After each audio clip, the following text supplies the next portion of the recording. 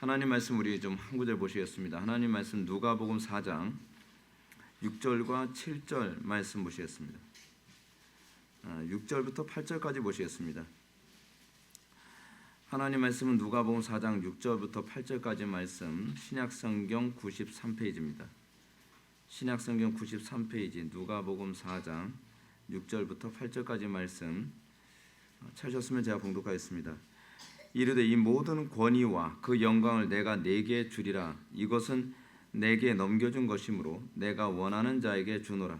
그러므로 내가 만일 내게 절하면 다 내 것이 되리라.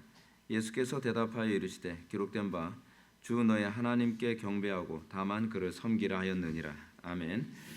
우리 오늘 시간 성경과 정치 이제 세 번째 강의가 되겠습니다.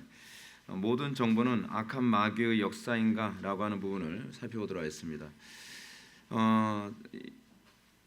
요번은 이제 1장 C에 해당하는 부분입니다. 모든 정보는 악한 마귀 역사다라고 하는 잘못된 관점에 관해서 우리가 좀 살펴보려고 합니다. 우리가 이 부분을 살펴보기 전에 우리가 좀 관심을 가져야 되는 게 이겁니다. 정치가 무엇인가에 관한 부분부터 좀 생각합시다.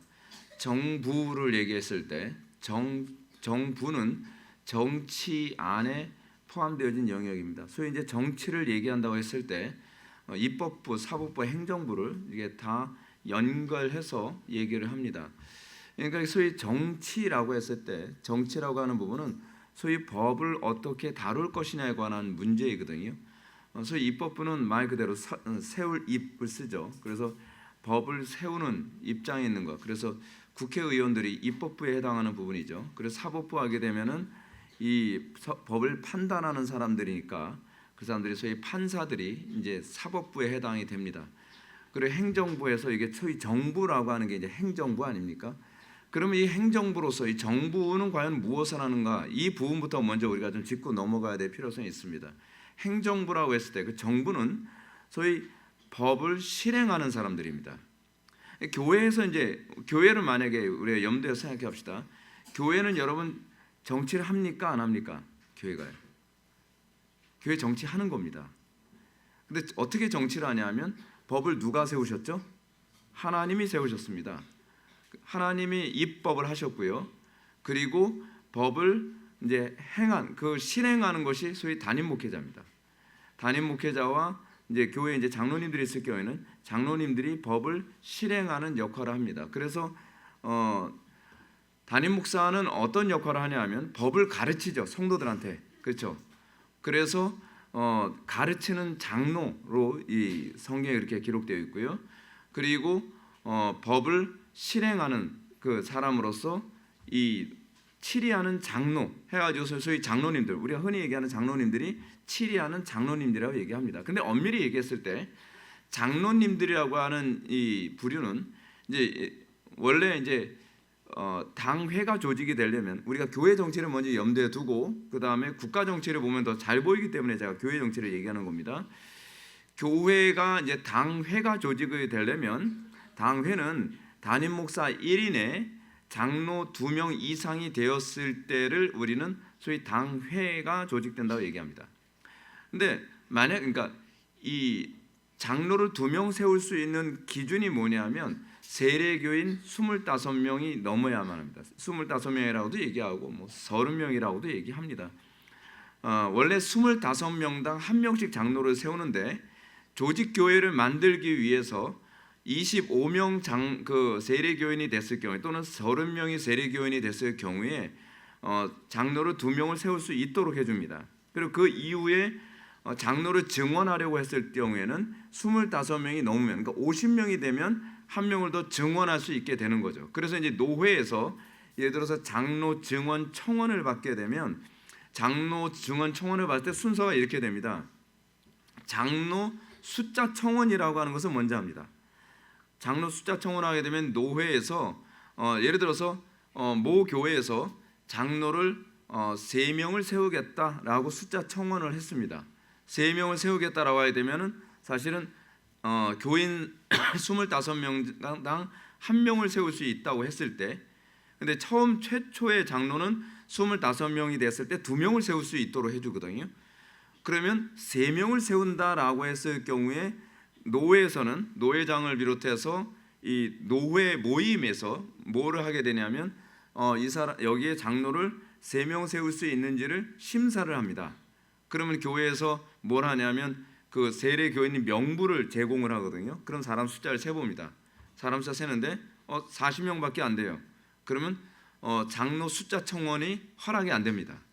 그러면 노회에서 허락 안 됩니다라고 얘기를 해요.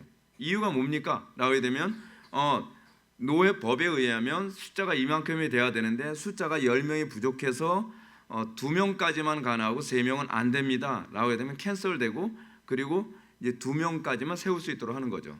그렇게 해서 장로가 그런 식으로 세워지게 됩니다. 그렇게 해서 장로가 2명 이상 되면 이제 당회가 조직이 되는데 그리고 장로가 예를 들어서 1명밖에 없다. 왜냐하면 이제 시무장로 중에 1명이 은퇴를 했거나 그렇지 시무장로 중에 1명이 교회를 떠났을 경우에는 장로가 1명밖에 안 되잖아요. 그럴 때는 뭐라고 얘기하냐면 준당회라고 얘기합니다. 근데 당회를 만드는 이유가 뭐냐면 소위 7일을 위해서 존재하는 겁니다. 사실은요. 우리는 대부분 당회하게 되면 뭐해서 하냐면 맨날 당회 모인다 하게 되면 뭐 행사 조직하고 뭐하고 이제 그러는 게 당회라고 생각을 하는데 원래 장로교가 초기에 당회를 만들 때는 컨시스토리 7위 기관입니다. 7위 기관. 그러니까 교회 안에서 누가 법을 어겼어요.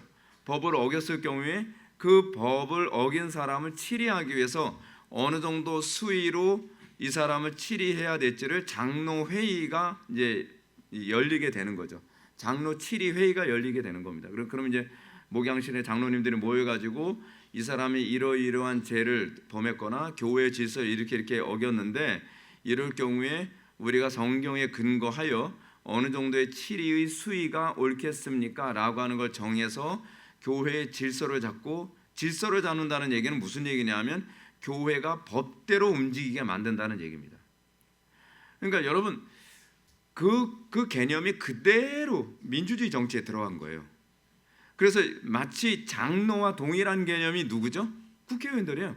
국회의원들 또는 판사들 같은 사람들이 소위 장로 7위회와 같은 역할을 하는 겁니다. 판사들이요. 그리고 담임 목사의 역할을 하는 거 사실은 대통령이 담임 목사의 역할을 하는 거와 비슷한 그런 역할입니다. 그래서 국가적으로 교회에서도 그런 것처럼 여러분 교회가 어떤 교회가 좋은 교회입니까? 어떤 교회가요? 우리 교회 좋은 교회. 어떤 교회 좋은 교회? 법대로 하는 교회가 좋은 교회입니다. 근데 법대로 하는데 어떻게 법대로 하느냐가 이게 문제죠. 성경을 그래서 해석하는 것이 중요하잖아요. 그래서 여러분 그런 걸 하지 않습니까? 이 소위 입법부, 사법부, 행정부 이 세 개의 기관 안에는 모두가 다 헌법을 잘 아는 사람이어야만 합니다. 정치란 그런 겁니다. 법을 어떻게 잘 적용하느냐와 관련해서 그 정부가 좋은 정부냐 나쁜 정부냐가 규정이 되는 겁니다. 법을 어겨가면서 행정 절차를 막 무시해버린 절차를 무시한다는 건요 법을 어긴다는 얘기입니다. 그래서 절차는 굉장히 중요한 겁니다. 그게 질서에 중요한 요소로 작용하는 거거든요. 노회에서도요 어떤 사람이 절차를 어기고서 목사 안수를 받았습니다. 그러면 이걸 문제시하게 되면 어떤 문제가 발생하냐면 노회에서 법이요 하면서 이제 목사님이 이제 한 분이 얘기를 합니다. 절차를 어겼습니다. 이 사람 목사 안수 허용 안 됩니다. 불법입니다. 하게 되면 그냥 목사 안수가 취소돼 버릴 수도 있어요. 절차가 그렇게 중요합니다. 절차라고 하는 게. 근데 이게 절차를 볼 줄 아는 것이 그것이 교회나 노회의 수준이고요. 국가의 수준이기도 합니다. 우리나라가 민주화가 됐다라고 하는 이 말을 사람들이 좀 잘못 이해하는 경향이 있어요. 민주화라고 하는 것은 민의가 반영되어진다고 해서 민주화가 아닙니다. 민주화가 옆집 애 이름이 아니에요, 여러분. 민주화란 법대로 이루어지는 게 민주화입니다. 근데 법대로 이루어지는데 중요한 게 뭐냐면 법이 어떤 법이냐 하면 자, 이제 인민민주주의와 자유민주주의를 우리가 한번 좀 구분해 봅시다. 인민민주주의에서의 법은 이런 겁니다. 온 국민들이 헌법이고 뭐고 뭐 별로 관심 없이 다 들고 일어나가지고서 국민의 목소리요 하면은 그것이 일종의 법처럼 돼버린 거잖아요. 그게 인민민주주의입니다. 소위 공산주의. 좀 더 적극적으로 여러분들 알아듣게 말한다면 인민재판이죠. 그렇게 되면 굉장히 문제가 되는 게 뭐냐면요, 소위 다수가 아닌 사람들은 억울하게 당할 수 있게 되는 문제가 발생합니다. 자유민주주의는요, 다수가 뭐라고 얘기하느냐가 중요한 것이 아니라 법이 뭐라고 얘기하느냐에 관심을 갖습니다. 법이 뭘 얘기하느냐에 관심을 갖는다고 한다면 사람들이 이렇게 생각합니다. 목사님, 그렇게 되면은 민의는 반영이 안 되는 거네요 라고 생각을 할 수가 있죠. 그렇지 않습니다. 법을 만들 때에 법을 만드는 사람은 국민의 정서를 염두에 두고 법을 만드는 것이 아니라 국민들이 좋아하든 싫어하든 가장 안전하고 가장 보편적이며 가장 국민들에게 유익이 되는 쪽으로 법을 만들어서 그거를 상정을 합니다. 근데 법을 누가 만들죠, 여러분? 국회의원들이 만들죠. 국회의원들은 누가 세우죠? 국민이 세우잖아요. 국민의 대표로 그 사람들이 법안을 발의하고 그 사람들이 법안을 발의해서 법이 올라간 거기 때문에 그 법은 결국 뭐예요? 민의죠.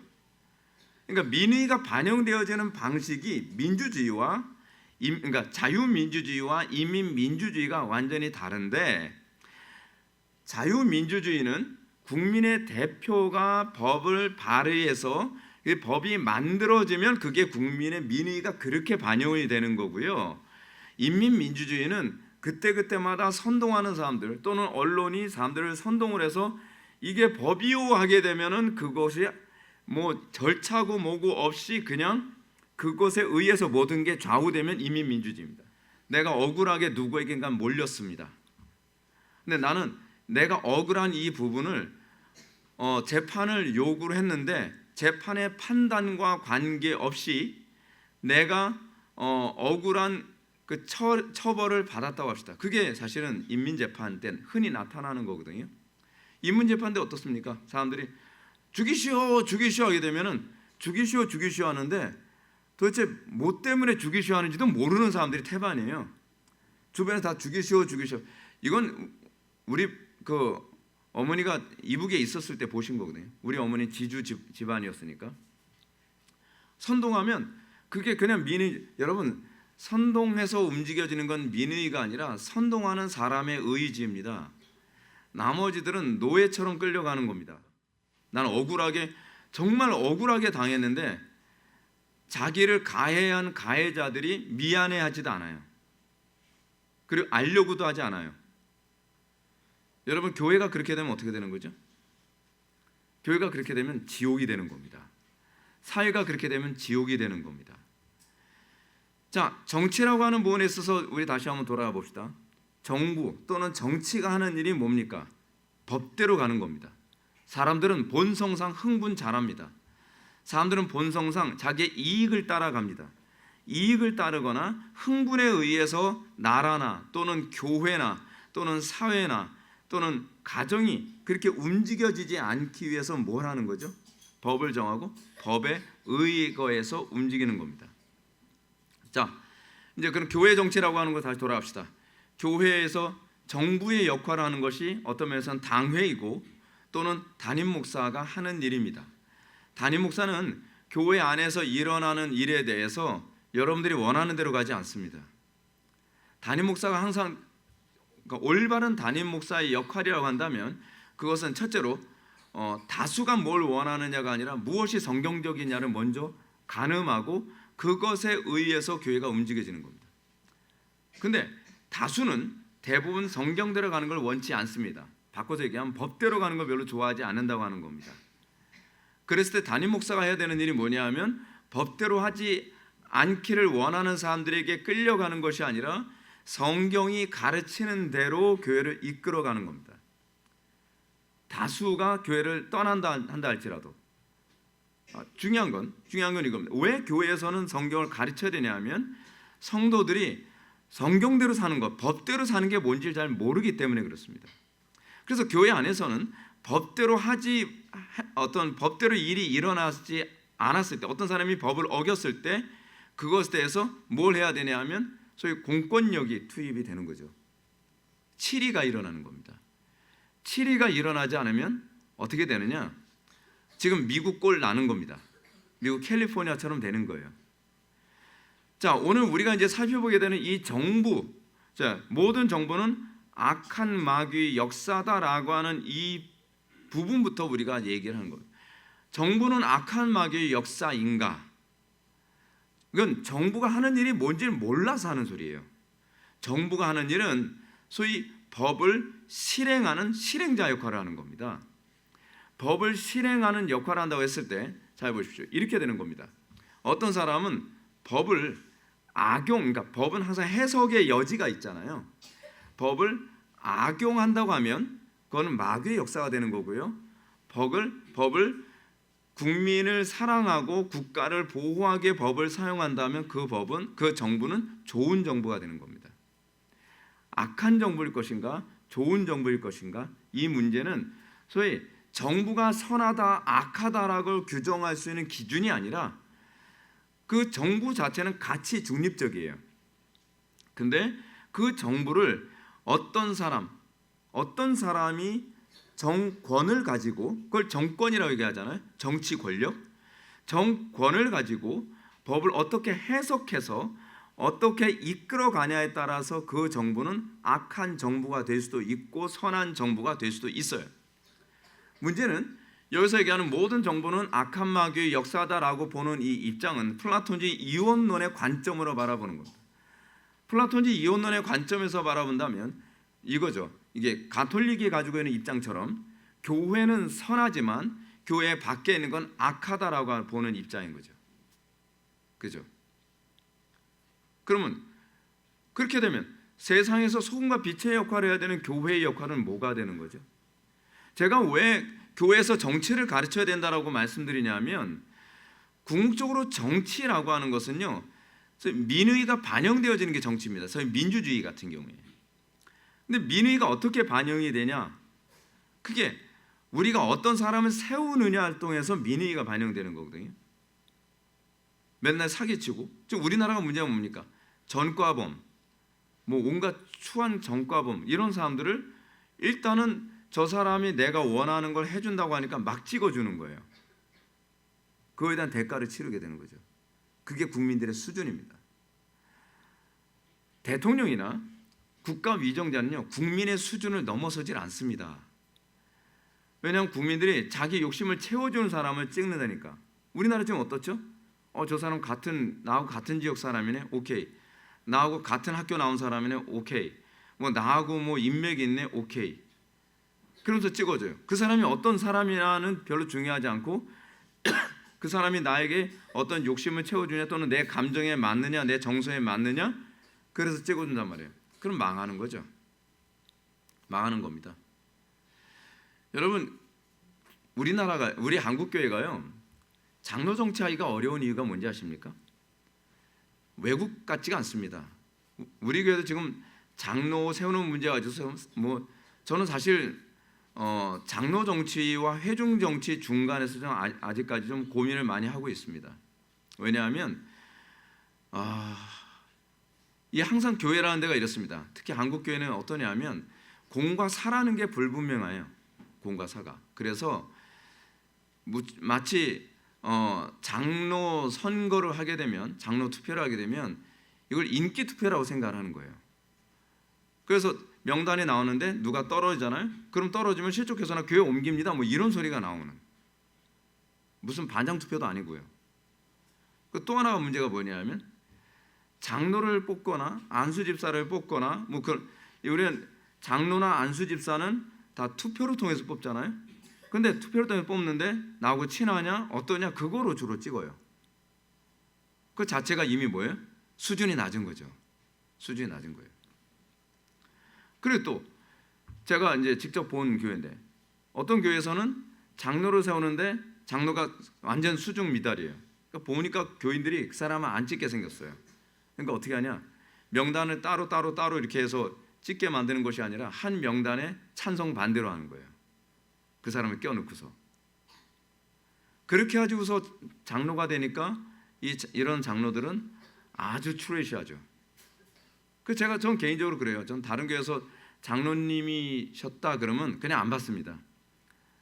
그냥 안 받는 이유가 있죠. 제가 우리나라의 그 장로님들 중에서 긍정적으로 보이는 장로님을 거의 본 적이 없어요. 제가 아주 희박해요. 그러니까 장로 정치 제도가 안 되는 것처럼 우리나라가 민주주의, 의회 민주주의 정치가 안 되는 이유가 뭐냐면 의식 수준의 문제예요. 국민들의 의식 수준이 너무 낮아가지고 사람을 뽑는데 인물을 뽑는 것이 아니라 자기와 연관되어진 사람을 뽑는 거죠. 자, 이런 관점을 가진 사람들은 이렇게 얘기를 합니다.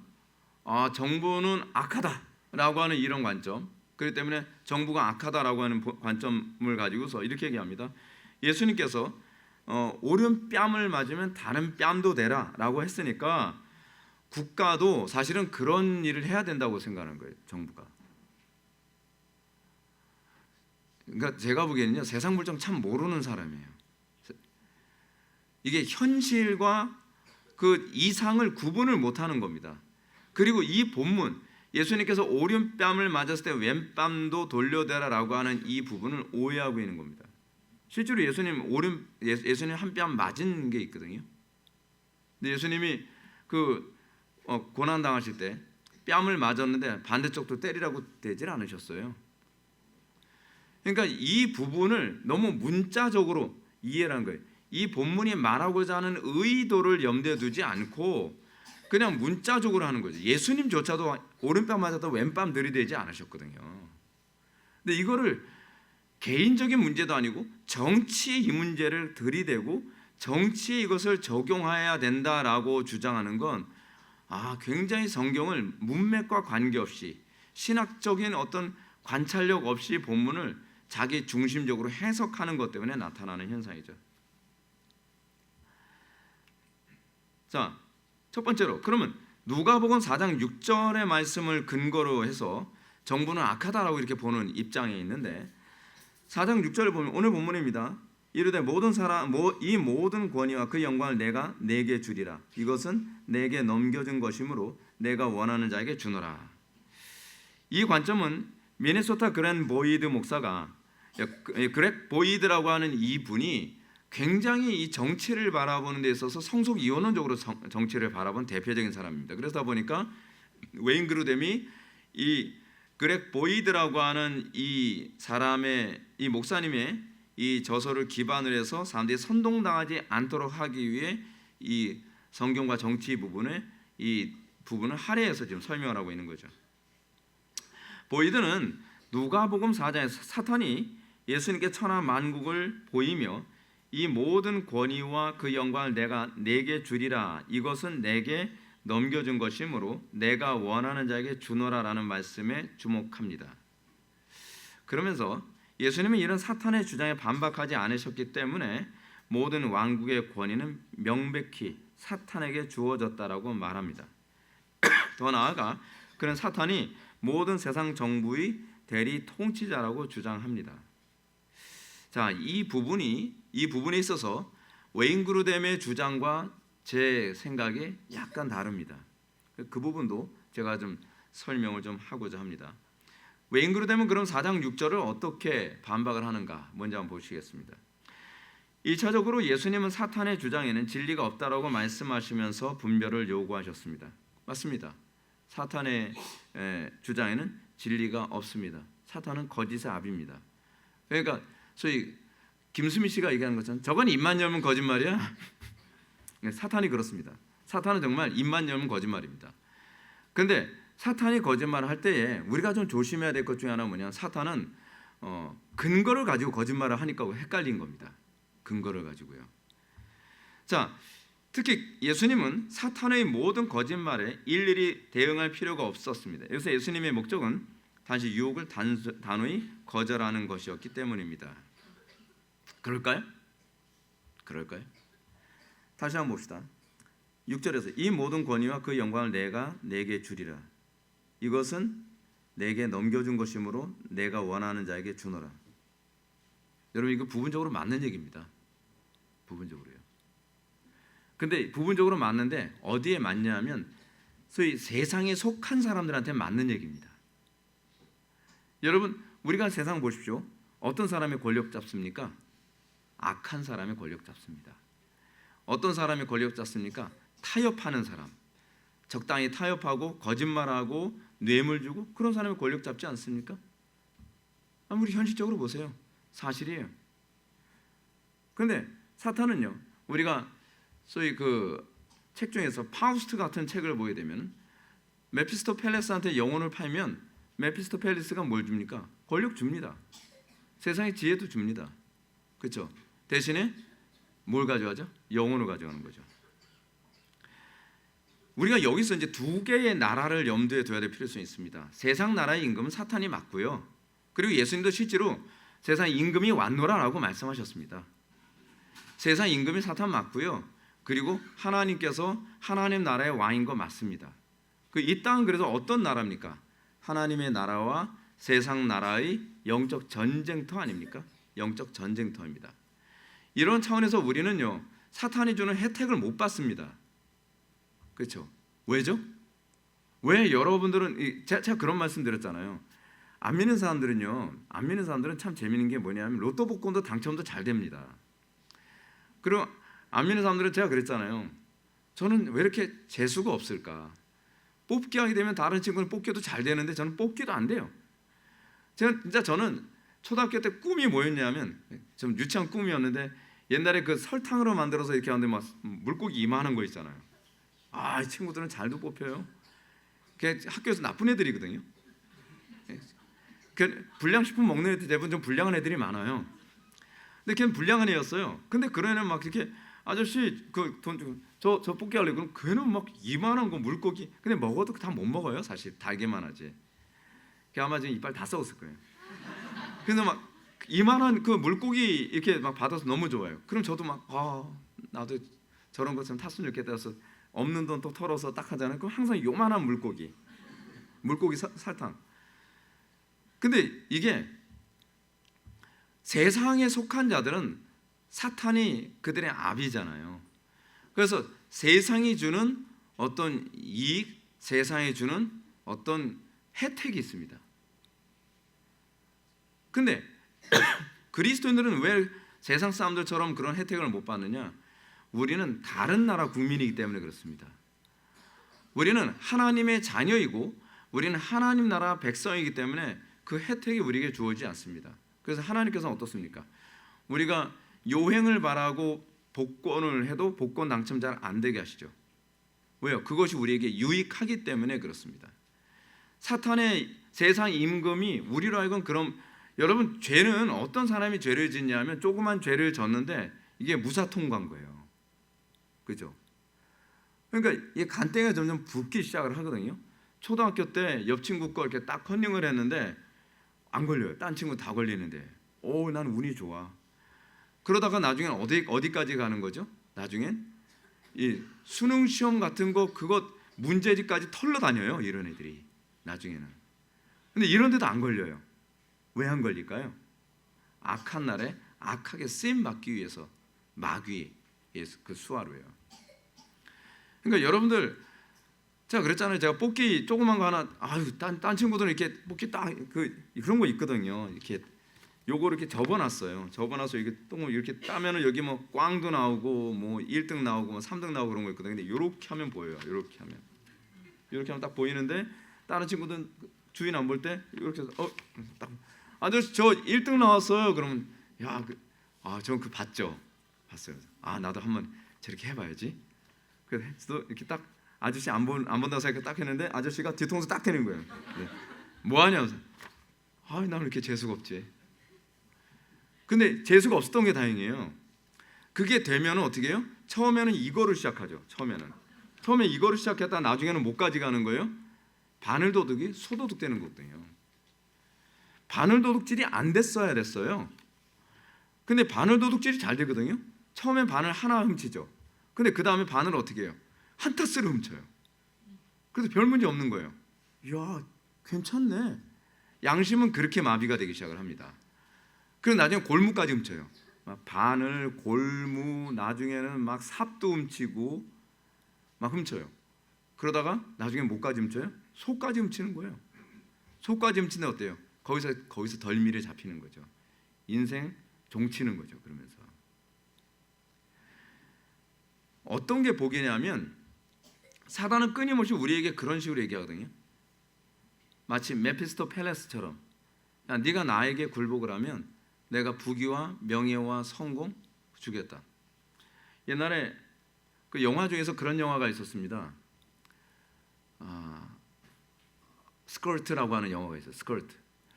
그 스커트라고 하는 영화는 대학교 안에서 아이들이 그 사탄 숭배하는 그런 그 조직에서 아주 엘리트 대학생들만은 스카웃을 해요. 얘네들을 스카웃을 해가지고 걔네들한테 얘기하는 거예요. 이제 그 모임 때는 가면을 쓰고서 모이죠. 그래서 온갖 힘든 걸 다 시키면서 너네들 이 모임에 여러분 끝까지 잘 따라오면 부귀와 명예와 성공 다 책임져 줄게. 야, 지금 대통령이 우리 스커트 출신이야. 그리고 국방부 장관 우리 스커트 출신이야. 너희들 말만 잘 들으면 정계 진출 문제 없어. 선거하는 거. 야, 대기업에 누구? 우리 스커트 출신이다. 그리고 미니 스커트 하는 사람 우리하고 상관없는 사람이다. 하여간 뭐 그런 식으로 해가면서 이 백그라운드를 자꾸 하는 거예요. 뭐죠? 대신에 뭐려고 하죠? 네가 나에게 무릎을 꿇으면, 네가 나에게 뭐예요? 영혼을 팔면 세상의 부귀와 명예와 성공 준다. 오케이, 실제로 그렇게 줘요. 근데 끝이 멸망이죠. 멸망이 되는 겁니다. 자, 그런 차원에서 다시 한번 봅시다. 이 부분이 사탄이 이 모든 권위와 영광을 내가 내게 주리라, 이거 어느 정도 허용된 부분입니다. 맞습니다. 그리고 내가 내게 넘겨준 것이므로 내가 원하는 자에게 주노라. 하나님께서 어느 정도 허용하신 부분입니다. 허용하신 부분이에요. 그런데 하나님께서는 이 모든 것의 주권을 하나님께서 가지고 계신 거죠. 하나님께서. 자, 성경에는 시민 정부를 하나님의 선물로 묘사합니다. 그것은 사탄이 아닌 하나님의 통치 아래 있고 그분의 목적을 위해 사용된다는 것입니다. 그래서 세상 정부는, 그러니까 사탄에게 굴복해서 권력을 지은 사람이 있고요. 이게 흥미로운 게 이겁니다. 성경을 가만히 보십시오. 사탄에게 굴복해서 온갖 죄악과 불법과 또는 이 그런 거 있잖아요. 시저가 누구한테 살해당하죠? 블루투스한테 살해당하잖아요. 그런 어떤 그 불법을 해가면서 권력을 잡는 것. 궁극적으로 여러분 사탄에게 자기 영혼을 팔아서 올라가는 거죠. 근데 세상 권력은요 그렇게만 올라가는 사람이 있는 게 아닙니다. 다니엘 같은 사람도 있습니다. 하나님께만 굴복하면서 고난과 어려움 가운데서 세상 권력의 정점에 올라가는 사람도 있습니다. 다윗 같은 사람. 그럼 세상은요, 세상의 통치와 이 정부를 주관하는 사람들이 하나님께만 굴복해서 하나님만 의지하면서 정점에 올라간 정부가 될 수도 있고, 한편으로는 사탄이 요구하는 대로 따라가면서 온갖 타협과 불법과 살인과 모함과 권모술수와 괴계를 다 섞어가면서 권력을 잡는 사람이 있다는 거죠. 그럼 우리 기독교에서 그러면 어떤 사람을 우리는 키워야 되는 거예요? 다니엘 같은 사람을 키우는 거예요. 풀불 들어갈 위험 또는 사자굴에 들어갈 위험, 그런 가운데서도 믿음을 지켜가면서 거기에 정점에 올라가는. 근데 그렇게 올라간 사람이 권력을 잡아야 제대로 통치하지 않겠습니까? 여러분, 제가 담임 목회를 하잖아요. 담임 목회하는 것 뭐 세상 정부하고는 비교가 안 될 정도로 굉장히 조그만 숫자를 제가 목회를 하지만, 담임 목사가 되는 것조차도요 하나님께 얼마나 많은 다룸을 받는지 아십니까? 제가 우리 어머니한테 이런 말했다가 제가 욕을 바가지로 먹었는데, 어머니 저는요 한 60세 정도 되면은 조기 은퇴할 생각이, 그랬다가 그냥 얼마나 혼난지 모릅니다. 왜요? 우리 어머니가 그런 말씀하셨어요. 야, 너를 목사로 세우기 위해서 하나님께서 얼마나 연단시키고 훈련시켰는데 네 마음대로 그만둬? 하나님께서 쓰시겠다고 하실 때까지 쓰임 받는 게 무슨 소리야? 그러시는 거예요. 여러분들, 저 양반 오래 하겠다. 걱정 마세요. 그 하나님 마음이에요. 하나님 마음. 근데 여러분 이게요, 하다못해 이런 조그만 교회 목회라는 것조차도 하나님께서는 계속 연단이, 계속 연단. 저는 여러분들은 제가 여기서 이렇게 목회하는 거 쉬울 것 같죠? 아닙니다. 얼마나 연단에 연단, 또 키질, 계속 이거의 연단이에요. 그러면서 합격되면 그 다음, 합격되면 그 다음, 그러면서 여기까지 올라온 거예요. 그리고 난 다음에 목회를 하니까 어떻게 되냐? 타협을 안 해가면서 목회할 수 있게 되는 거예요. 목사님들 중에서 좀 안타까운 게 뭐냐면 그 과정이 없이 목사님이 되신 분들 있잖아요. 목회를 타협 안 하면서 목회를 한다는 게 뭔지 모릅니다. 왜냐, 그거를 싸워보고 훈련하고 연단받고 그런 어떤 혹독한 연단의 과정을 통해서 해본 경험이 없으면 못해요. 그 대표된 케이스가 다윗과 사울 아닙니까? 다윗은요 정말 혹독하게 연단받았습니다. 어느 정도로 연단받았습니까? 15년 동안 목동 생활, 그리고 15년 동안 도망자 생활. 그래서 나이 30살 됐을 때 그때 비로소 왕이 된 거예요. 그러니까 그 왕이 어떻습니까? 정확하게 치리를 하잖아요. 정확하게 통치 행위를 하잖아요. 그게 그냥 가는 머리가 좋아서가 아닙니다. 연단의 기간이 있었기 때문에 그게 가능했던 거예요. 자, 우리가 또 노골적으로 얘기해 볼까요? 이승만 대통령, 박정희 대통령 어떻게 그렇게 통치를 할 수 있었던 거죠?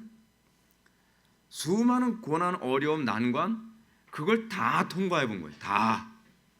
그렇기 때문에 웬만한 어려움 생겨도 6.25 동란 때문에 나라가 완전히 쫄딱 망한다 뭐해도 그 가운데서도 하나님 의지하는 법을 배운 거예요. 그렇기 때문에 이 대한민국을 여기까지 세울 수 있었던 거거든요. 그래서 대통령이 편안하게 펜대만 굴려가면서 그냥 사법고시 패스해가지고 그런 사람들이 대통령 된다 그러면 가슴이 철렁해요, 솔직히. 그 양반들이 뭐 고생을 합니까? 그 양반이 고난과 어려움과 난관이 있어도 그 정말 불같은 환란을 통과해 가면서까지도 자기 오름을 지켜내본 인생의 경험이 있냔 말이에요.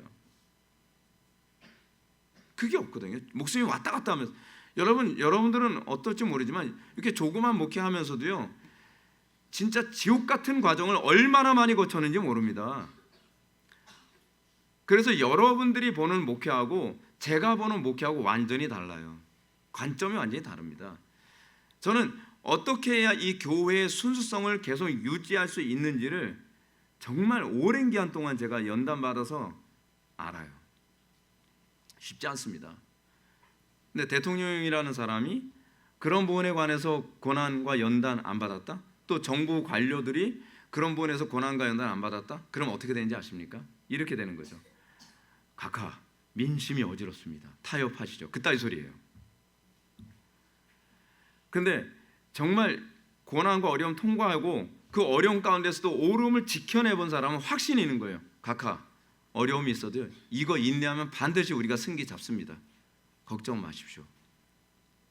그거거든요.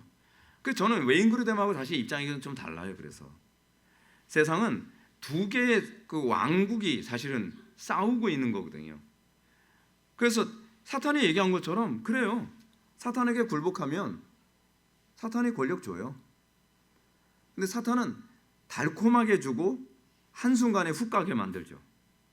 근데 하나님은 어렵게 주시면서 그 가운데 끝까지 승리하게 만드시죠. 우리 교회에서는 그런 사람을 키워야 됩니다. 사울처럼 아무런 연단도 받지 않은 사람이 어느 날 왕이 돼가지고 우쭐했다가 잠깐은 잘하는 것 같죠. 그러다가 나라를 송두리치다 말아먹잖아요. 자, 로마서 13장 1절부터 6절이나 베드로전서 2장 13절부터 14절 말씀을 보면 바울과 베드로는 모두 시민 정부가 사탄이 하는 일에 정반대 역할을 하도록 세워졌다고 가르칩니다. 궁극적으로 이거는 원론적인 얘기입니다. 정부를 하나님께서 세울 때에 정부를 통해서 하나님께서 의도하는 기본적인 의도는 이렇습니다. 악행하는 자들을 징벌하기 위해, 선행하는 자를 포상하기 위해 하나님께서 세우셨다는 겁니다. 근데 이렇게 되려면 어떻게 해야 돼요? 정부 관료들이 선해야죠. 정부 관료들이 옳은 사고를 가져야죠. 법을 바르게 해석할 수 있어야죠. 자, 이거를 와닿게 교회로 한번 가지고 들어와서 생각해 봅시다. 담임 목사가 해야 되는 일이 뭐죠? 담임 목사 하는 게 왜 어려운지 아십니까? 담임 목사가 치리 같은 거 해야 되니까 어려운 겁니다. 원래는요. 담임 목사 하는 것은 악행하는 자를 징벌하기 위해 있는 겁니다. 그리고 선행하는 자를 포상하기 위해 있는 겁니다. 그래서 사람들이 교회는 무조건 뭐 잘못해도 사랑으로 감싸주고 뭘 해도 다 요즘에 그런 있잖아요. 무슨 차 있잖아요. 이 사건이 일어나고 난 다음에 사람들 뭐라 얘기합니까? 다 포용해줘야 되는 것 아니에요? 용서해줘야 되는 것 아니에요? 맞아요. 용서해줘야 돼요. 70번씩 7번에 용서해줘야죠. 근데 전제가 있죠. 진심으로 전심으로 회개하노라 했을 때, 회개 안 하는 사람 용서 못해요. 그죠? 근데 사람들이 얼마나 이게 우리나라 기독교인들의 수준입니다. 수준이 낮은 거예요. 교회가 예를 들어서 머시기 차라고 하는 분 있잖아요. 그분이 정말 회개했다고 한다면 교단에서 치리한다고 했을 때 치리 받는 게 회개입니다. 아마 교단에서 모르긴 몰라도 최하 제명이나 최고 면직이 될 겁니다. 근데 자기가 정말로 그 죄를 안타까워하고 참여한다면 그거에 대한 치리를 받아야만 합니다. 근데 탈퇴해버렸잖아요. 교단에서요. 그러니까 자기에게 입이 달면 삼켰다가 이 교단이 필요가 없으면 그냥 탈퇴해버리는 거예요. 그게 무슨 회개예요? 여러분, 교인들이 악한 자를 옳다는 게 죄라는 거 알고 계십니까? 악한 자에 대해서, 그러니까 교회가요, 교회의 사랑이라고 하는 것이 덮어놓고 사랑이 아닙니다. 까놓고 사랑이지. 사랑이라는 개념이 하나님의 법 안에서 사랑이지, 그냥 둥글게 막 넘어갑시다, 대충 합시다, 은혜로 합시다, 이런 식으로 얼렁뚱땅 하는 게 그게 사랑이 아닙니다. 만약에 하나님께서 사랑을 그렇게 하셨으면 어떻게 하셨죠? 왜 아까운 내 독생자 예수님을 십자가에 못 박아가면서 살아있어요? 야, 그냥 대충 다 구원하자, 그냥 내 아들 죽는 거 괴롭다, 야. 근데 하나님의 사랑은요, 지독하리만큼 정확합니다. 사랑하시기 때문에 당신의 아들을 십자가에 못 박아 죽이시기까지 공정하게 하신 겁니다. 그게 사랑입니다. 정확하게 가는 거. 왜요? 법이란 뭐죠? 법이란 사랑입니다. 성경에서 가르치는 법은 사랑입니다. 근데 우리는 법에 대해서 어떤 식으로 생각하죠? 법은요, 불편하고 고통스러운 거라고 생각하잖아요. 거치장스러운 거라고 생각하는 거잖아요. 아니에요. 법을 안 지키는 사람은요, 사랑이 없는 겁니다. 그 관점을 가졌을 때 그게 신앙이 좋은 것이고 그것이 수준 있는 국민입니다. 자, 여기서 요점은 사탄은 모든 시민 정부가 자신의 통치 아래 있다고 믿게 하고 싶어 하지만 성경은 어디에도 그렇게 가르치고 있지 않다는 것입니다. 세상 왕국은 사단의 통치 아래에 있는 건 맞습니다. 그래서 성경이 세상 임금이라고 얘기하는 거예요, 사탄을. 근데 그 세상 임금이 하나님의 통치 아래에 있죠. 그렇죠? 그래서 사단은 하나님의 통치 아래에 있기 때문에 결국 악한 날에 악하게 쓰이기도 하고 하나님의 통치 아래에서 결국 하나님의 섭리 아래에서 활용되어지는 거예요. 그 관점에서 보아야만 합니다. 세 번째, 하지만 예수님이 무력을 사랑하라고 가르치셨는가? 여러분, 신약 성경에서 예수님이 무력을 사용하라고 가르친 구절이 있나요? 문제가 없죠. 신약에서는 예수님이 무력을 사용하라는 말씀이 없습니다. 그런데 우리는 항상 성경을 볼 때 오류에 빠지는 것이 뭐냐면 신약만 보거나 구약만 본다는 게 문제죠. 구약과 신약은 같이 봐야 비로소 입체적으로 보입니다.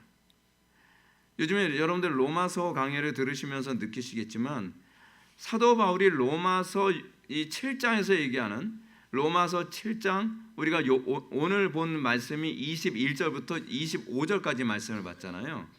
근데 로마서 20절이나 그렇지 않으면 18절, 19절 이 말씀을 볼 때 사실 도피성이라고 하는 개념을 구약의 도피성 개념을 안 보면 입체적으로 보이지가 않습니다. 신약이 우리가 신약을 볼 때 이렇게 얘기하잖아요. 신약은 실체라면 구약은 그림자다. 근데 그림자라는 말을 우리가 오해해가지고 그림자는 희미한 거라고 생각하잖아요. 근데 그림자는 희미한 게 아닙니다. 그림자란 실체를 선명하게 보여주는 거예요. 그게 그림자예요.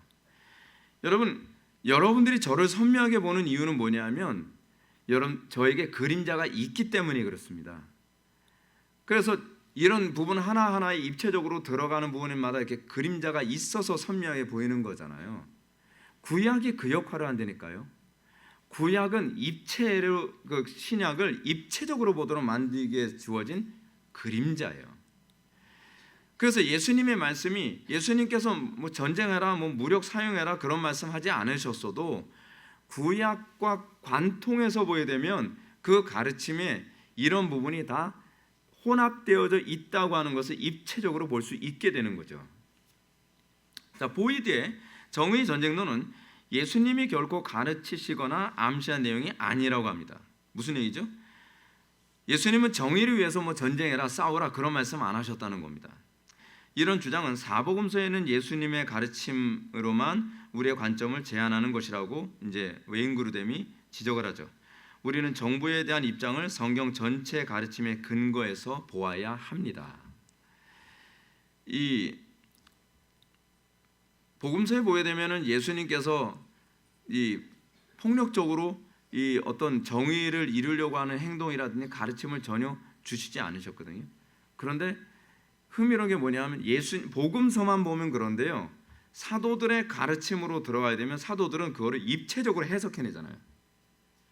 입체적으로 해석하면서 뭐라고 얘기했어요? 방금 우리가 로마서 13장 1절부터 6절을 보면 바울은 이걸 입체적으로 해석하면서 시민정부는 악행하는 자를 징벌하기 위해 그리고 선행하는 자를 포상하기 위해 하나님께서 세우셨다. 이런 정부에 관한 개념은요. 예수님의 가르침을 기반으로 해서 입체적으로 해석한 결과입니다. 바울이 자기 멋대로 막 생각나는 대로 쓴 게 아니에요. 그러니까 여러분들은 바울의 그 서신서를 가만히 보면 바울이 얼마나 예수님의 가르침을 정확하게 소화시켰는지 알 수 있어요. 바울은 진짜 기가 막히게 예수님의 가르침을 소화했습니다. 자, 그러면서 이런 얘기합니다. 호모의 일리아스와 오디세이아스에서 찾은 근거를 가지고 또 얘기를 합니다. 이 보이드가 하는 말이죠. 근데 호모가 누굽니까? 심슨? 아니겠죠. 예. 그 호메로스를 이렇게 영어식 발음으로 호머라고 합니다. 예. 호머 심슨이잖아요. 심슨 이름이. 예. 보이드는 이렇게 말합니다. 호머의 저작에서 신들은 항상 인간의 일에 관여한다. 호모에게 있어서 전쟁의 불가피함은 단순히 충돌하는 열정의 결과가 아니라 초자연적인 차원을 가지고 있다. 그리고 그 모든 과정에서 제우스는 올림푸스 산에 앉아 그 모든 스포츠에 즐거워한다. 무슨 얘기죠? 그리스 로마 신화를 지금 얘기하는 거거든요. 그러니까 이 호메로스가 쓴 책이 뭐냐면 일리아스와 오디세이아스거든요. 그리고 헤시오도스가 쓴 책이 신통기, 아주 신통하죠. 신들에 관한 얘기를 쓴 거거든요. 신통기라 그래요. 그래서 사실은 이게 이제 뭐 속편식으로 쓴 거예요. 완전히 그 어느 정도 기간은 좀 있는데, 근데 이 호모가 봤을 때 이런 거죠. 호모의 저자가 보면 신들은 인간들의 관여를 하는데 지네들끼리 싸우게 만들고 모아가면서 일종의 스포츠처럼 제우스는 앉아서 아이고 재밌네, 그래 죽여라 서로 속이고 막 그래라, 그렇게 보고 있다는 거죠. 이게 지금 뭘 보고 얘기하는 거냐면 트로이 전쟁을 염두에 둔 표현이에요. 트로이 전쟁에 보게 되면은 트로이 전쟁에서 이 전쟁이 뭐 때문에 일어납니까? 신들이 장난쳐 가지고서 일어나는 게 전쟁이거든요. 그리스 로마 신화에서요. 그러니까 제가 그 말씀드렸잖아요.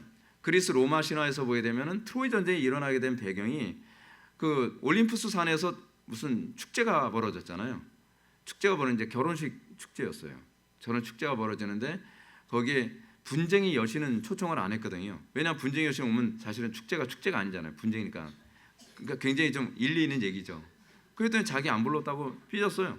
삐졌는데 이 여자가 그 어떻게 했냐면 그냥 막 분쟁을 일으켜 싸우는 것이 아니라 그냥 살그머니 금사과 하나 딱 놔두고 가죠. 금사과.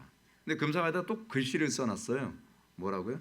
가장 이쁜 여자가 이 금사과를 차지하리라. 그랬더니 또 헤라, 그러니까 그 누구지? 제우스의 와이프 헤라, 그리고 아테나, 그리고 그 뭐죠? 아프로디테, 이 세 여자가 서로 머리끄댕이 서로 잡아당겨가면서 내가 이쁘네, 뭐 넌 못생겼네, 막 싸움박질이 일어나는 거예요. 그래서 막 서로 싸우다가 안 되겠다. 그래도 우리의 왕인 제우스한테 한번 물어보자 했더니 제우스가 난감한 거죠. 왜 난감하죠? 그래도 헤라지. 그러면 이런 팔불출. 그렇게 아니에요. 역시 지 와이프니까 팔이 안으로 굽지. 그렇다고 해서 또 그 아테네 하게 되면은 지 딸만 뭐 딸바보 뭐 그럴 게 아니에요. 그럼 아프로디테 하면 뭐라 그랬어요? 그럼 헤라한테 죽죠 그날. 네. 그렇죠. 당신 왜 딴 여자 쳐다보냐면 난리 나지 않겠습니까? 그러니까 제우스가 난감하니까 야 그 내려가면 저쪽에 그 파리스라고 하는 그 파리 같은 놈이 있는데 걔한테 가가지고서 한번 물어봐. 파리스가 왕자잖아요, 그렇죠? 그 파리스가 스파르타의 그 왕자였던 것 같아요. 스파르타 맞죠? 스파르타의 왕자. 근데 파리스한테 했는데 파리스가 누굴 선택했어요? 아프로디테 선택했죠. 아프로디테가 뭐라고요? 세상에서 제일 이쁜 여자 내가 너한테 소개시켜줄게. 내가 제일 이쁘다고 해줘. 그런 거예요. 그러니까 아프로디테를 딱 선택했죠. 그리고 난 다음서부터 이제 헤라가 열이 받은 거죠. 넌 너의 삶이 완전히 전쟁하면 질 것이고 막 저주하고 뭐 아테나는 또 그러고 그래서 이 전쟁에 이 여자들이 다 낍니다. 아테나도 껴가지고서 문제 일으키고 그 보면은 신들이 막 다 껴요. 그거 얘기하는 거예요. 그러면 올림푸스 산에 앉아서 제우스가 뭐 한다고요? 야 우리 와이프 화이팅 잘한다 뭐 그러면서 저놈도 죽여라 뭐 하면서 그 관점으로 세상을 바라보고 있는 거죠. 이 보이드라고 하는 이 목사님이 아니 목사님이 왜 그리스 신화의 관점으로 정치를 그렇게 해석을 합니까? 그러니까 그 다음에 보게 되면은 보이드는 이 신들을 악마적 세력들로 보고 이렇게 말합니다. 호메로스죠. 호메로스는 신들을 올바로 이해했다. 우리들의 부족적 영토적 아니 이분은 도대체 직업이 뭔지 모르겠어요. 우리의 부족적 영토적 이념적 열정은 악마적 차원을 가지고 있다. 영적 관점에서 이 타락한 신들은 국가 간 일어나는 모든 분쟁의 배후에서 관여하고 있다. 아니 신이 있다는 거예요? 그럼 제우스가 있다는 겁니까? 그러니까 이분은 자기가 무슨 얘기하는지 자기가 모르는 것 같아요. 그리고 그 모든 과정에서 이 시대 궁적인 힘을 장악한 신 사탄은 우리의 피 흘림을 악마답게 즐거워하고 있다. 성경적 근거가 전혀 없어요. 그러니까 여기서 이제 이 부분을 얘기하는 거죠. 이 관점은 선한 정부와 악한 정부 간 도덕적 차별을 제거한다라고 하는 부분을 이제 얘기를 시작합니다. 웨인 그루뎀이 여기서 보이드의 분서에서 두 가지 문제를 지적합니다. 첫째, 호모의 저작물은 성경이 아니다. 그렇죠. 당연히 이 얘기가 나와야죠. 아니 이걸 세상을 해석하는 세계관에 왜 헬라 철학이 들어가고 세상을 해석하는 데 있어서 왜 그리스 로마 신화가 등장해야 되냐 말이에요. 여러분 이 정도로 세상 사람들의 세계관에 그리스 로마 신화의 영향이 이렇게 큽니다. 특히 이제 미국이나 유럽 지역은 더 심합니다. 우리는 동양 사람이라서 우리는 잘 의심을 못하죠. 유럽이나 미국 같은 이 영미권 같은 경우에는 기본적으로 호모의 책 같은 거라든지 헤시오도스 책은 기본적으로 봅니다. 성경책 보듯이. 그러다 보니까 사람들의 세계관에 이게 자리가 어느 정도 잡혀 있는 거예요. 목사님인데도 불구하고. 그러니까 1차는 그렇게 얘기하는 거죠. 호모의 저작물은 성경이 아니다. 더구나 호모는 BC 8세기 사람인데 성경적 세계관을 바탕으로 작품을 쓴 것이 아니다. 그리고 우리는 특히 성경이 아닌 고대 그리스 신화에서 비롯되는 세속적 세계관에 대해 경계심을 가져야 한다. 제가 하고 싶은 얘기가 이거거든요. 세속적 세계관을 가지고 세상을 해석하는 습관 되면 곤란합니다. 그래서 제가 그리스 로마 신화 책을 쓰려고 애를 쓰는데 지금 시간이 이게 너무 힘들어요, 진짜.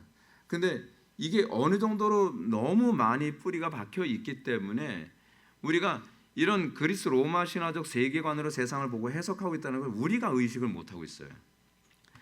보이드가 이해한 바로 호모의 저작에서 전쟁을 치르는 양측 정부의 동기가 모두 다 악마적이다. 이러한 이해는 다양한 국가 간의 갈등 속에서 각국이 동등한 도덕 수준을 가지고 있다는 관점을 가지게 한다. 즉 양측 모두 사탄을 따르고 있다는 것이다. 양측 모두 사탄을 따르고 있다고 보는 게 옳은가요? 이 부분부터가 접근이 잘못됐다는 겁니다. 자, 그럼 그 다음 봅시다. 시간이 없으니까. 보이드는 이런 관점을 테러리스트의 도덕성과 미군의 도덕성 같은 수준으로 이제 해석을 합니다. 이제 비약의 비약, 이거 우리 뭐라죠? 삐약. 계속 비약의 비약이 계속적으로 이제 가는 거죠. 어떻게요?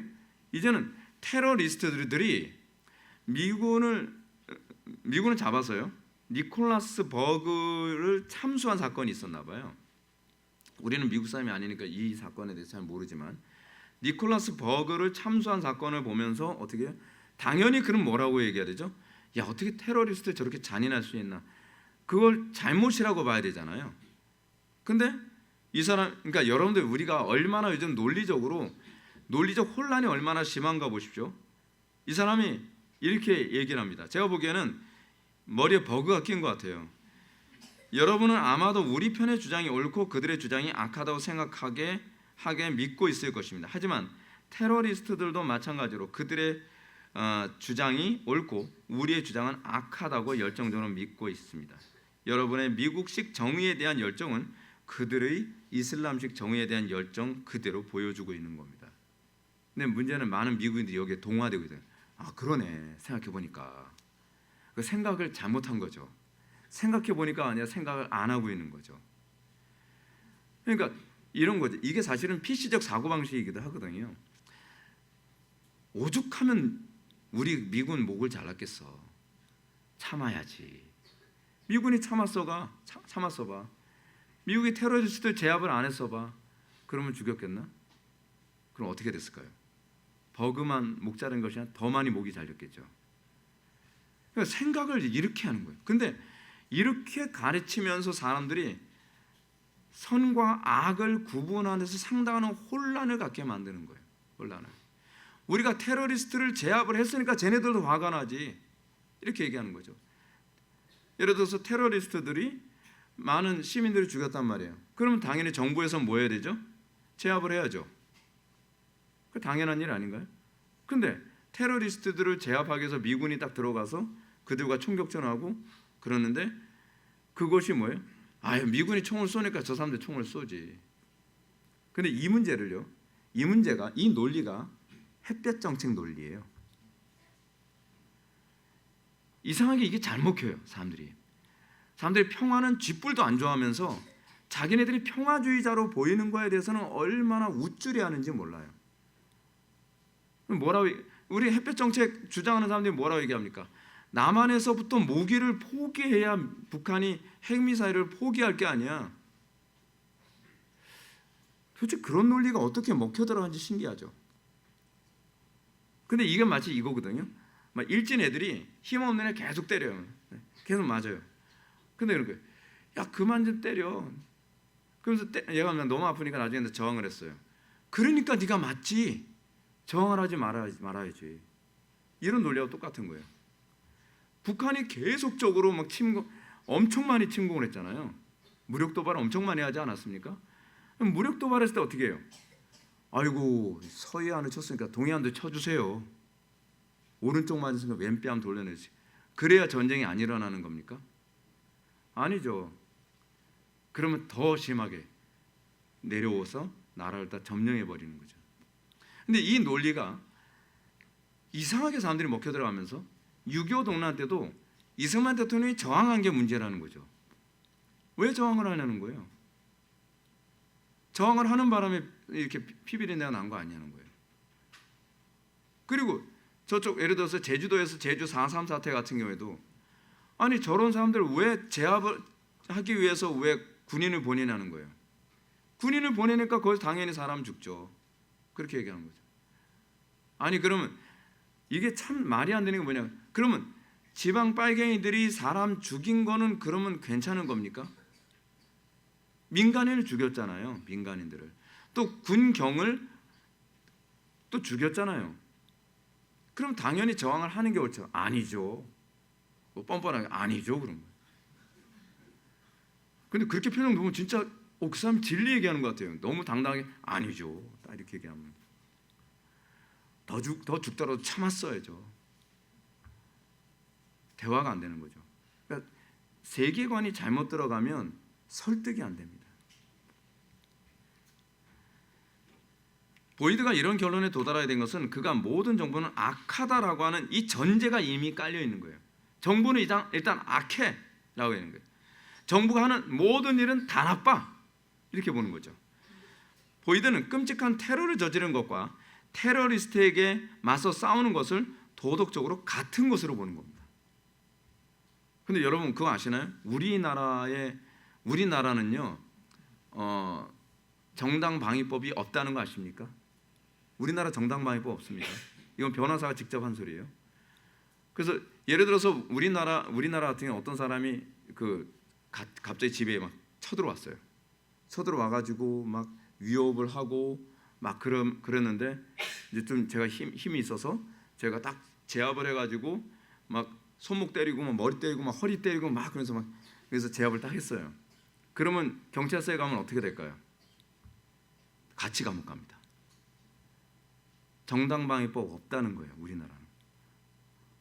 아니 이 사람이 그랬지만 그렇다고 당신이 때릴 권리가 있는 건 아니에요. 그렇게 얘기가 나오는 거예요. 그 변호사가 이렇게 무조건 제압하는 것까지는 가능하지만 뭐를 들고 때렸다 그러면 똑같이 취급을 받는다는 거예요. 그 우리나라 법이 이 법입니다. 이름. 그러니까 테러리스트가 잘못한 건 사실인데 테러리스트가 잘못했다고 해서 왜 테러리스트를 그렇다고 제압을 해? 아니 이게 뭐가 좀 이상하지 않나요? 테러리스트가 잘못했을 때 누군가 제압을 해야 더 잘못을 안 하는 것 아니겠습니까?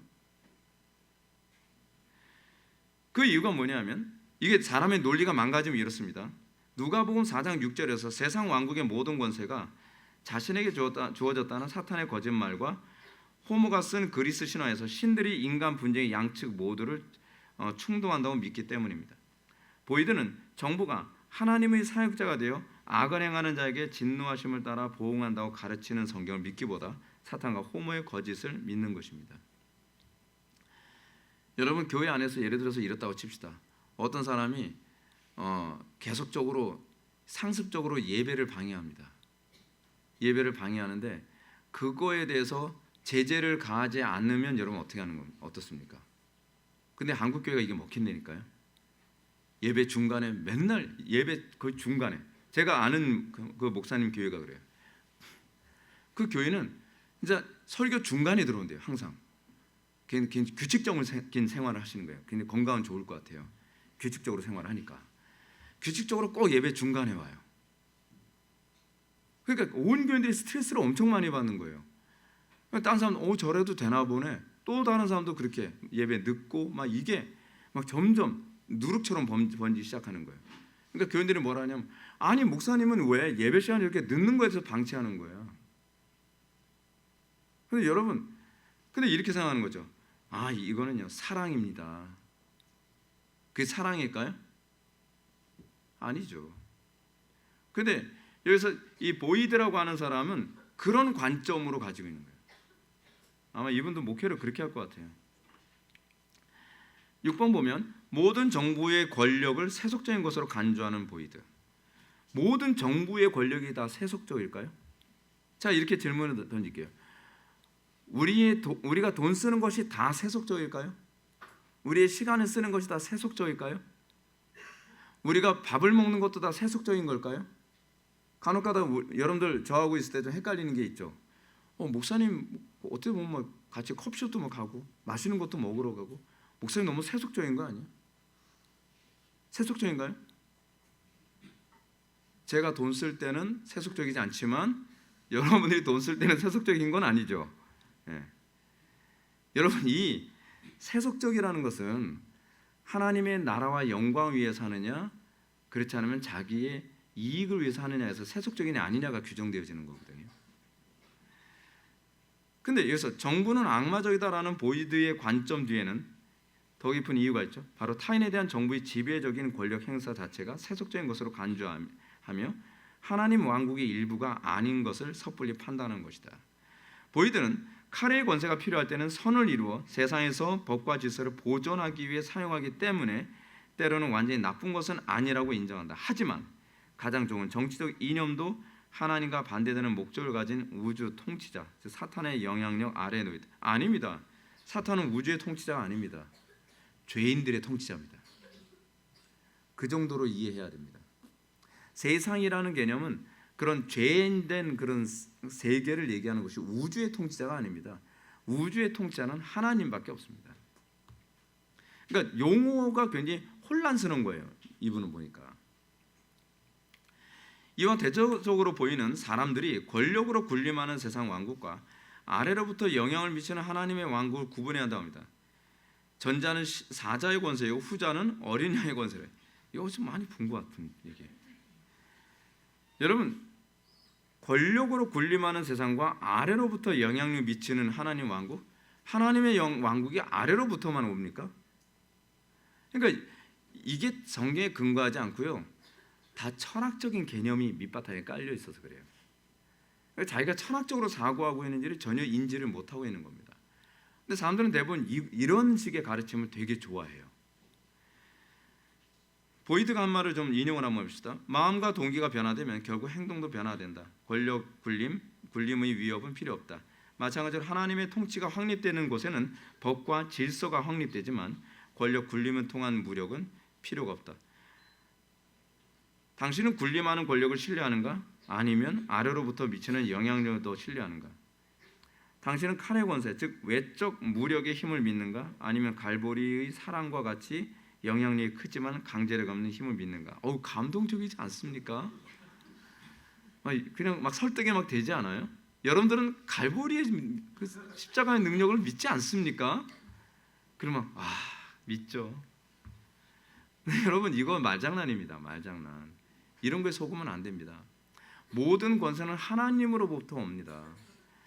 우리가 이 하나님으로부터 온다고 했을 때 여러분들이 정말 믿을 수 있는 게 뭐냐면, 사탄에게 굴복해서 권모술수나 죄악으로 해서 세상 권력을 잡는 것조차도 하나님께서 허용하신 겁니다.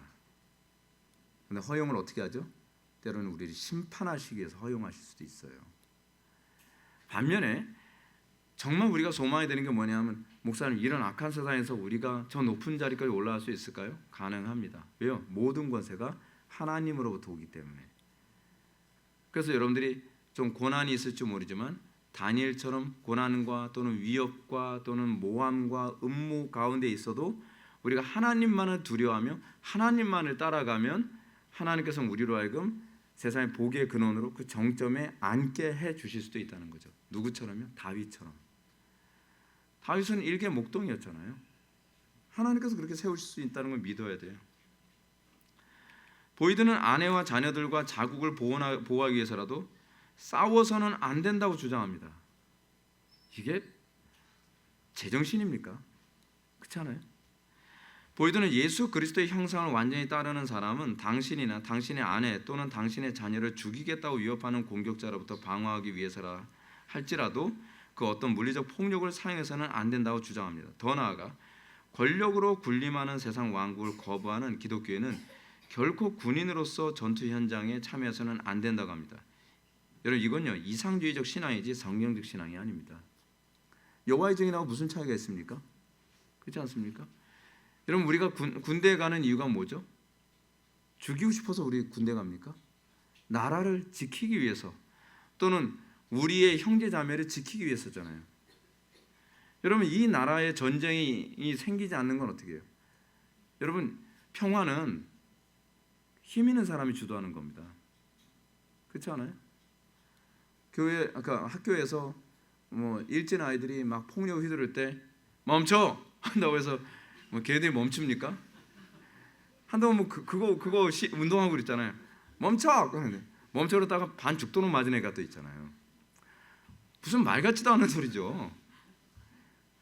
아니 얼마나 웃깁니까? 저 그거 보면서 이게 사실인가? 믿어지지가 않는 거예요. 멈춰 운동을 한다고. 멈춰 아니면 멍청 아니에요? 멍청! 아, 참. 아니 세상 왕국은요 힘 있는 이 땅은요 여러분 성경에서 얘기하는 샬롬은요 힘으로써 사단의 권세를 꺾음으로 도래하는 겁니다. 그거 어떻게 이렇게 말이 안 되는 게 이렇게 사람들 설득되는 거 보면은 참 답답하죠.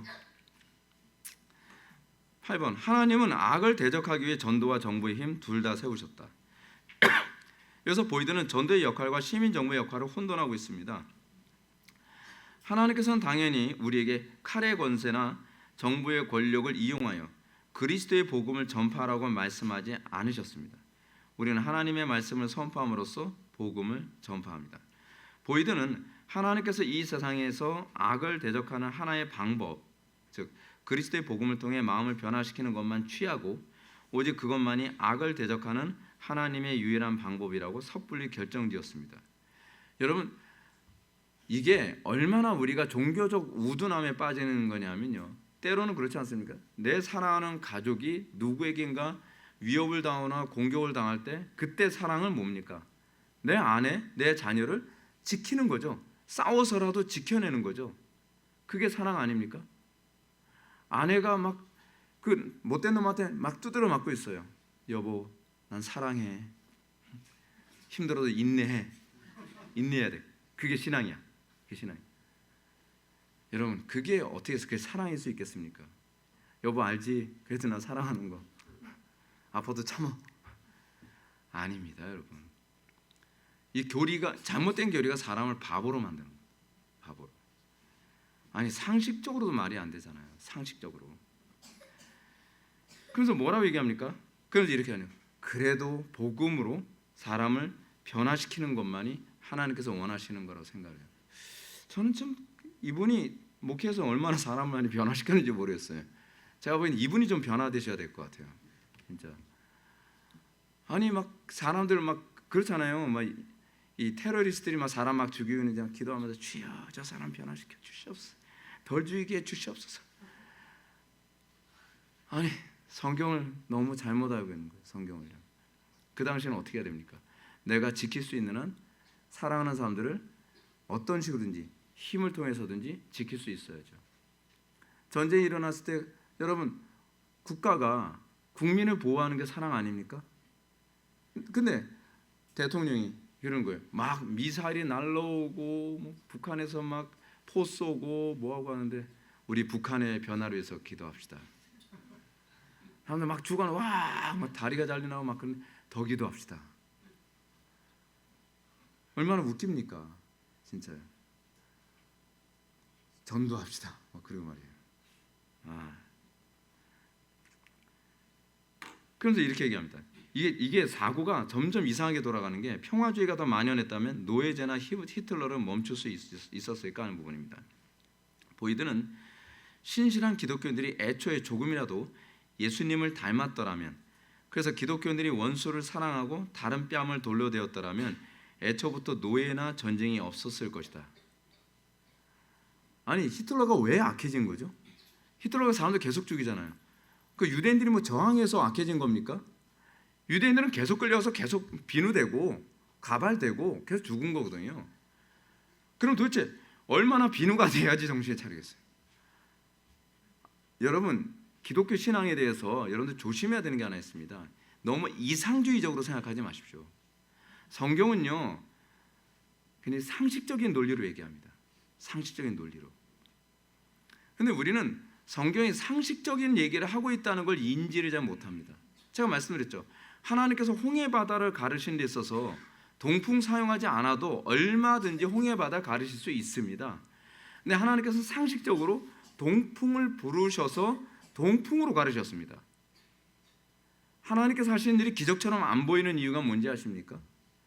하나님께서 하시는 일은요 자연 원리를 그대로 상식적으로 다 사용하셔서 하나님의 기적을 일으키시기 때문에 그렇습니다. 예를 들어서 조지 뮬러가 그랬잖아요. 고아들하고 이제 밥을 먹으려는데 빵이 하나도 없어요. 사람들이 식탁에다가 접시를 놓고 하나님, 오늘 이 자리에 주님께서 빵을 주실 줄 믿습니다. 예수님의 이름으로 기도합니다. 아멘. 했을 때 우리는 소위 세상적으로 봤을 때는 어떻게 해야 기적처럼 보이죠? 아멘 하잖아. 펑! 접시에 빵이 막 톡톡톡 있어야 돼요. 하나님께서는 그 방법 사용을 안 하신다는 거예요. 어떻게 하셨죠? 하나님께서는요. 빵을 다른 사람이 가져오게 하심으로써. 그렇죠?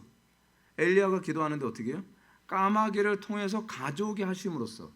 근데 이게요, 신기한 게 뭐냐면 믿음이 없는 사람이 보면 우연으로 보일 수 있어요. 믿음이 있어야만 그것이 우연이 아닌 것으로 볼 수 있어요. 이 땅에서 일어나는 모든 일이 다 기적인 거 알고 계십니까?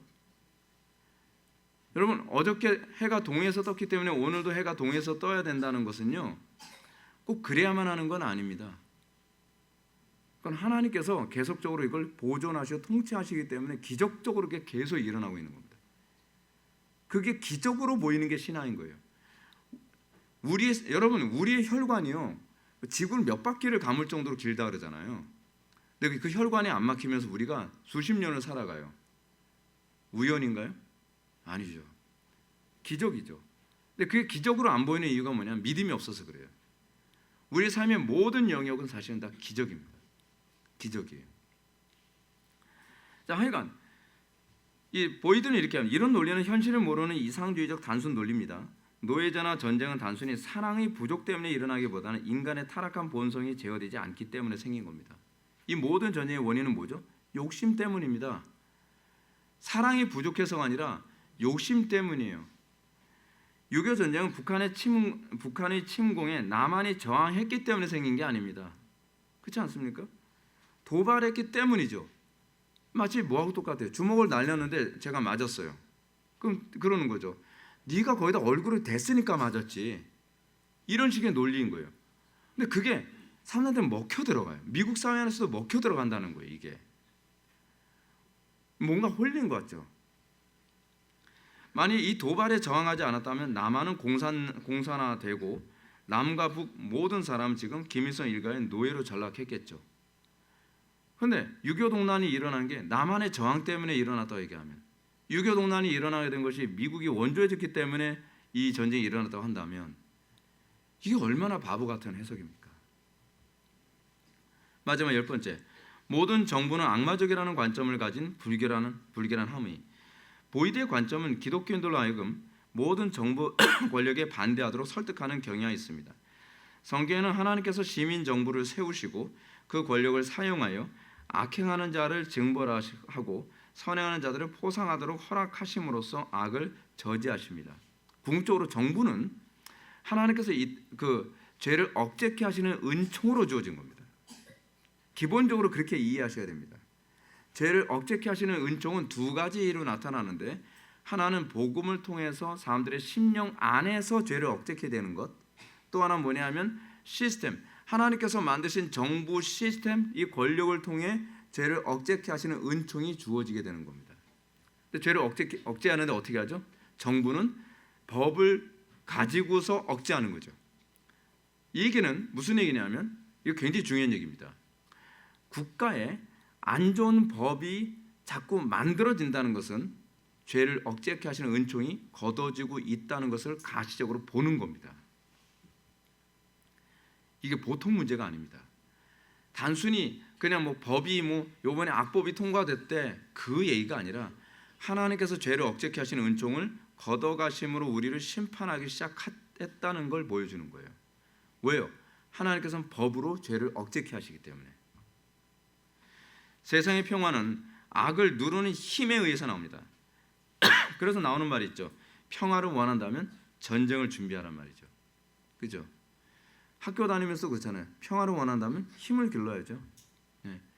힘없는 애들은 맨날 괴롭힘 당합니다. 이거는 상식이죠. 상식. 평화는 약자가 결정하지 않습니다. 그렇죠? 약자가 멈춰 한다고 해서 멈추는 게 아닙니다. 근데 이 사람은 굉장히 낭만적으로 세상을 생각하는 거예요. 평화를 결정하는 건 사실은 강자의 권한입니다. 세상 정부가 공정하게 권력을 행사하지 않는다면 세상은 무법천지가 됩니다. 보이대 접근 방식처럼 악을 저지하기 위해 하나님께서 지정하신 정부 권력 사용을 도외시한다면 그 결과는 모든 지역에서 범죄가 무제한으로 증가할 거라는 사실입니다. 미국이 지금 캘리포니아가 범죄가 통제가 안 됩니다. 통제가 안 되는 이유가 뭐냐면 경찰이 죄를 억제를 안 하기 때문에, 경찰이 그 공권력을 사용하지 않기 때문입니다. 이번에 제가 어떤 영상을 봤더니 세탁소를 운영하는 사람인데 그 미국인이 이런 얘기합니다. 이 세탁소가 유리문으로 되어 있으니까 막 깨뜨리고 들어와서 금전출납 자동 돈 집어넣으면 이렇게 되는 거 있잖아요. 그거를 통째로 뜯어가고 막 난리도 아니라는 거예요. 경찰에 신고를 했잖아요. 그놈들이 떠나자마자 경찰이 뒤따라오는데 잡으러도 안 간대요. 네, 알았어요. 그러니까 범죄자들이 점점 더 범죄가 극성화되어지는 이유가 뭐냐면 권력을 통해서 죄를 억제하지 않기 때문에 그렇습니다. 그런데 그건 교회도 똑같습니다. 제가 한국교회 보면 속 터지는 게 뭔지 아십니까? 안 믿는 사람이 우리 교회 왔을 때는 사실은 우리 교회의 시스템과 통제에 잘 따라요. 왜냐하면 교회의 생리에 대해서 잘 모르니까 굉장히 조심스러워하는 겁니다. 근데 다른 교회에서 신앙생활하다 온 사람은 교회에 대한 교회 생리를 너무 잘 아니까 교회 안에서 질서 어기는 걸 아무렇지도 않게 생각하는 거예요. 왜요? 다른 교회에서 그렇게 배웠으니까. 다른 교회에서 법을 어기고 또는 늦고 그리고 자기 멋대로 행동하는 것을 해도 교회에서는 다 포용해주고 감싸주고 눈 감아주는 걸 사랑이라고 배웠으니까요. 그거에 대해서 지적을 하면 이 교회 사랑이 없다는 거예요. 근데 그게 오늘날 정부의 모습이에요. 정부들이 그렇게 가는 거예요. 선량한 사람들이 고통받지 않으려면 권력을 가진 힘 있는 사람이 그걸 통제를 해야 됩니다. 바꿔서 얘기하면 교회 안에서 정말 바르게 신앙생활을 하려는 사람들을 지키려면, 그리고 양들을 지키려면 교회 안에 가만히 들어온 이단이라든지 교회 안에 가만히 들어온 공동체를 해치는 사람들에 대해서 하나님께서 목회자에게 부여해 주신 그 통치권을 행사하는 그것이 사랑입니다. 정부 권력은 그래서 가치 중립적인 것입니다. 이것을 잘 사용하는 것이 중요하지 그 자체가 악한 것은 아닙니다. 만일 이 권력을 히틀러와 같은 악인에게 빼앗기거나 혹은 양도한다면 정부 권력은 그 자체로 악이 될 것입니다. 사탄은 이 세상이 악이 주관하도록 어떻게 하든지 악한 권력자가 권력을 행사하도록 할 것입니다. 우리는 이것을 막아야 하며 지혜롭고 거룩한 사람이 정부 권력을 행사하도록 해야만 합니다. 그래서 그 높은 자리에, 그 권력을 행사하는 그 자리에 어떻게 하든지 경건한 사람들이 올라갈 수 있는 풍토를 만들어야만 합니다. 그렇게 해야 하나님의 통치가 이루어지는 거예요. 하나님의 통치는 하나님의 백성들이 그 권력의 자리에 올라가면서 일어나는 것이지 안 믿는 사람들이 그것을 해줄 거라고 기대해서는 안 됩니다. 오늘 우리가 정부의 권력은 과연 악인가라고 하는 이 부분과 관련해서 가치 중립적인 정부의 권력에 관한 얘기를 우리가 살펴보았고요. 이 부분과 관련해서 교회는 어떠해야 되는가도 우리가 한번 살펴보았습니다. 우리가 이 부분을 잘 묵상하셔서 이 대한민국의 정치가 더 정확하게 갈 수 있도록 여러분들 항상 기도에 더 집중해 주시기 바랍니다. 기도하겠습니다. 사랑이 많으신 하나님, 우리가 오늘 시간 정부의 그 권력 행사와 관련하여 우리가 어떻게 이것을 해석하고 바라봐야 될지를 우리가 살펴보았습니다. 이 대한민국이 정말 정의로운 정부가 될 수 있도록 은혜 베풀어 주셔서 정말 하나님을 경외하며 정의롭고 또 정직하고 그리고 올바른 판단력과 분별력을 가진 사람들이 정치 권력의 자리에 올라가서 하나님의 통치를 수행하고 악한 통치를 억제하는 그런 역사가 있게 하여 주옵소서. 예수님의 거룩하신 이름으로 기도드리옵나이다. 아멘.